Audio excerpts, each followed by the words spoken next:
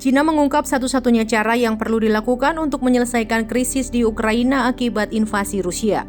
Diberitakan kantor berita Rusia TASS, Kementerian Luar Negeri Cina telah menerbitkan proposal tentang penyelesaian politik krisis di Ukraina di situs web mereka pada Jumat 24 Februari. Dalam dokumen tersebut diungkap satu-satunya cara yang meski ditempuh untuk menyelesaikan konflik Ukraina, yakni dengan dialog dan negosiasi. Kemenlu Cina mengungkap negosiasi damai harus dimulai. Dialog dan negosiasi adalah satu-satunya cara untuk menyelesaikan krisis di Ukraina.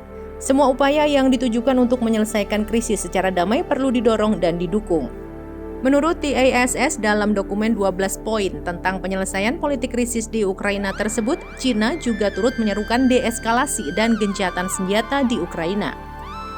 Kantor berita AFP juga melaporkan bahwa dalam naskah yang diterbitkan Kemenlu Cina di situs web mereka, Beijing telah meminta Rusia dan Ukraina untuk melanjutkan penyelenggaraan pembicaraan damai secepat mungkin.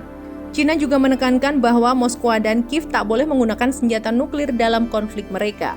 Dalam naskah yang dirilis di situs Kementerian Luar Negeri Cina, semua pihak harus mendukung Rusia dan Ukraina dalam bekerja dalam arah yang sama dan melanjutkan dialog langsung secepat mungkin.